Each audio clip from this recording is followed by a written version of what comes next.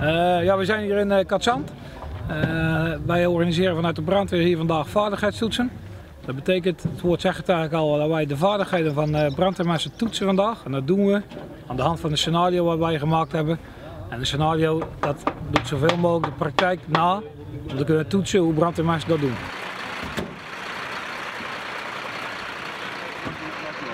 Met diverse meldingen binnengekregen van een deltavlieger in de problemen. Zou gecrashed zijn op loonbedrijf Rassem en Bandensluis in Zuidland.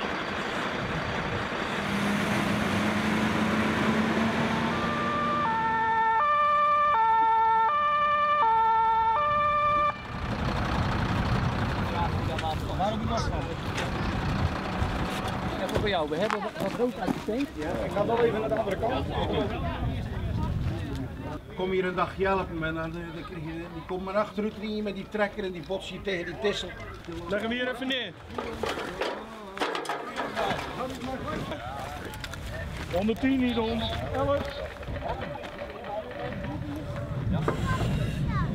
Je hebt je gevraagd, dat was goed. Ja, dat wel op stoot. Isano, even rustig. 3 en 4 de hulp. 1 en 2 die hulpkaart op de tom hangen. Die kom je naar je heen.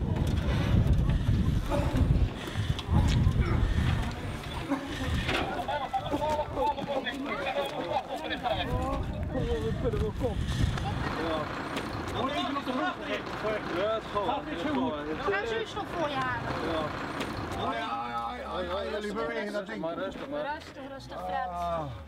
Dit is niks van je. Aan de andere kant misschien?